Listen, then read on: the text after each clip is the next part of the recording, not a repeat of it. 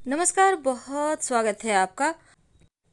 साल भर में आने वाली पूर्णिमा में कार्तिक पूर्णिमा का विशेष महत्व है और हमारे धर्म में इस दिन खूब पूजा पाठ और व्रत रखा जाता है। तो देव दीपावली या त्रिपुरी पूर्णिमा भी इसको कहते हैं। और ये साल कार्तिक पूर्णिमा इस बार 8 नवंबर को मनाई जाएगी और इस दिन लग रहा है चंद्र ग्रहण। साल का अंतिम चंद्र ग्रहण 8 नवंबर को ही लग रहा है। भारतीय समय के अनुसार ग्रहण दिन में दोपहर 1:32 से शुरू होगा और शाम 7:27 पर खत्म होगा। चंद्र ग्रहण इस बार जो लग रहा है वो भारत में भी दिखाई देगा, इसलिए सूतक भी मान्य होगा। तो भारत में कब लगेगा चंद्र ग्रहण? देखिए, ये तो पूरे वर्ल्ड का था, लेकिन भारत में ग्रहण शाम 5:35 पर स्पर्शकाल शुरू होगा, मध्यकाल 6:19 शाम होगा और मोक्ष शाम में 7:26 पर होगा और इसी के साथ सूतक भी समाप्त हो जाएगा। और सूतक ठीक 9 घंटे पहले लगता है चंद्र ग्रहण का। तो सूतक आप 9 घंटे पहले से आप खाना पीना सब बंद कर देंगे तो उत्तम है, यानी करीब 8 बजे से 8:30 बजे से। मान्यता है कि इस दिन भगवान शिव ने त्रिपुरासुर नामक राक्षस का वध करके देवताओं को उनका स्वर्ग पुनः प्रदान किया था और भगवान विष्णु ने इसी दिन मत्स्य अवतार लेकर प्रलय काल में धरती पर जीवन की रक्षा की थी। इसीलिए पृथ्वी पर कार्तिक पूर्णिमा के दिन देव दीपावली मनाई जाती है। क्योंकि एक और धार्मिक मान्यता ये भी है कि इस दिन गंगा घाट पर देवी देवता स्वयं आकर दिवाली मनाते हैं और इसीलिए इस दिन दीपदान का भी विशेष महत्व है। तो पवित्र नदी सरोवर में नहाने का, दीपदान करने का, दान पुण्य करने का ये एक ऐसा मौका है जिसका फल आपको कई करोड़ गुना ज़्यादा मिलता है। ऐसा भी कहा जाता है कि कार्तिक पूर्णिमा के दिन पूजा पाठ व्रत रखने से या कुछ उपाय आप कर लें तो भगवान की कृपा प्राप्त होती है। भगवान शिव जिन्होंने देवताओं को उनका स्वर्ग इसी दिन वापस किया था, तो इस दिन इनके त्रिपुरी स्वरूप की आराधना की जाती है। ये भी मान्यता है कि भगवान जो विष्णु हैं वो कमल का पुष्प 108 नित्य दिन शिवलिंग पर अर्पित करते थे और एक दिन जब 107 ही पुष्प था तब उन्होंने अपनी एक आँख कमल की भांति उन्हें अर्पित कर दी और तभी से ये पूर्णिमा तिथि मनाई जाती है। तो इस पूर्णिमा के दिन जब आप शिव जी को की पूजा करेंगे, जिसको हम त्रिपुरारी पूर्णिमा कहते हैं, इस दिन शिव जी की पूजन में खासकर शिवलिंग पर दूध, दही, घी, शहद, गंगा जल यानी पंचामृत चढ़ाने से शिव जी प्रसन्न होते हैं और भक्तों की सभी मनोकामनाएं भी पूरी करते हैं। अगर आप कमल का पुष्प मिल जाए तो इस दिन भगवान श्रीहरि विष्णु के साथ शिव जी को भी अर्पित करें तो जीवन की समस्त मनोकामनाएं पूर्ण होंगी। अगर एक सिक्का आप इस दिन शिवलिंग पर दक्षिणा स्वरूप अर्पित करते हैं पूजा करके तो जीवन की मुश्किलों से आपको राहत मिलती है। वैसे तो शिव जी को बहुत सारी चीज़ें हैं अर्पित करने की, लेकिन खासकर पंचामृत आप इस दिन जरूर अर्पित करें। इसके अलावा आपके पास बेलपत्र है, भांग है, धतूरा है, आप सब कुछ अर्पित कर सकते हैं। तो इस दिन विशेष मनोकामनाओं की पूर्ति के लिए विशेष उपाय भी किए जाते हैं। तो चलिए जानते हैं विस्तार से। देखिए, मान्यता है कि कार्तिक पूर्णिमा के दिन अगर आप गंगा या यमुना नदी में स्नान करते हैं, खासकर जब आप नहाते हैं, तो अपने हाथ में कुसा घास थोड़ा सा लेकर फिर स्नान करें और फिर दान करें।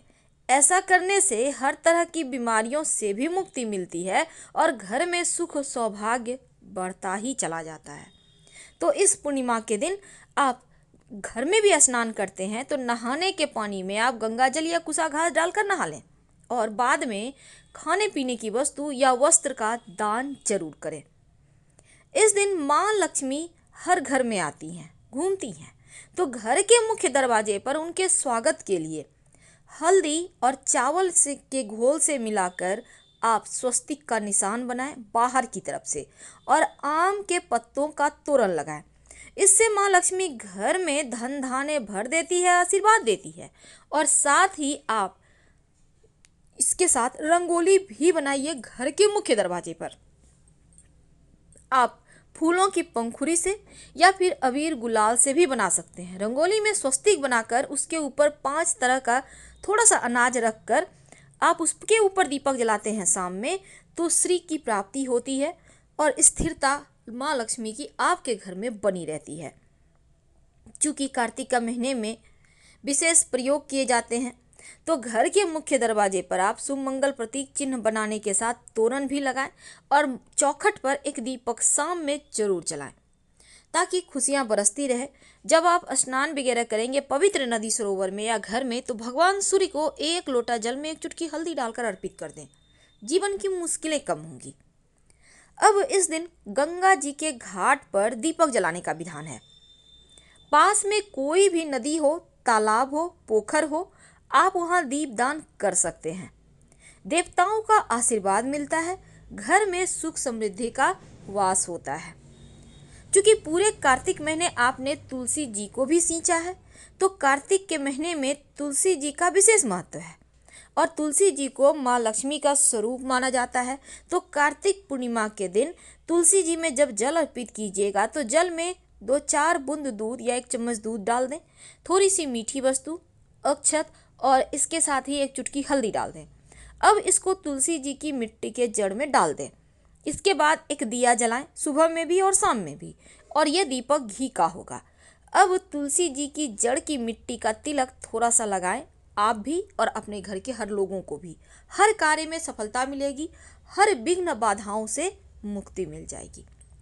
क्योंकि पूर्णिमा तिथि खासकर कार्तिक पूर्णिमा के दिन भगवान श्री हरि विष्णु और माँ लक्ष्मी पीपल के पेड़ पर निवास करते हैं, इसलिए शाम में एक दिया पीपल के पेड़ के नीचे जरूर जलाइएगा। इस दीपक में आप 1 चुटकी काली उड़द या काला तिल डालकर ही जलाएं तो उत्तम होगा। पवित्र नदी सरोवर में आप जब जल के किनारे दीपक जलाएंगे, तब मिट्टी का दीपक होगा। पत्ते या दोना ले लें, उसमें मिट्टी का दीपक, थोड़ा सा फूलों की पंखुड़ी और थोड़ी सी मीठी वस्तु रखकर आप इस दीपक को जलाकर आप नदी में प्रवाहित कर दें। जीवन की मुश्किलें समाप्त होगी। अपनी मनोकामना जरूर कहिएगा, जो भी आपकी विश है जरूर मांगिएगा, आपकी हर विश इस दिन पूरी होगी।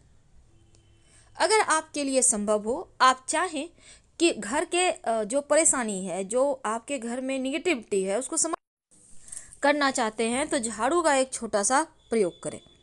आप अपने घर के पास में जो भी मंदिर है, एक नया झाड़ू ब्रह्म मुहूर्त में उठिए। यानी आपको करीब 4-4:30 बजे उठना है, क्योंकि देखिए सुबह होने के पहले, यानी आपको कोई देखे नहीं, टोके नहीं, नया झाड़ू लेकर पास के मंदिर में जाएं, एक ही झाड़ू लेकर जाइए और मंदिर की सफाई करें इसी झाड़ू से। इसके बाद आप झाड़ू भी लगा सकते हैं, मंदिर को धो भी सकते हैं। इसके बाद आप इस झाड़ू को वहीं रख कर चले आए, आपके जीवन की मुश्किलें समाप्त होगी। वैसे तो इस दिन घर में विशेष तरीके से पूजा पाठ कीजिए। अगर आप सत्यनारायण भगवान की कथा करवाना चाहते हैं तो इसी दिन कीजिएगा, ताकि जीवन की मुश्किल समाप्त हो जाए।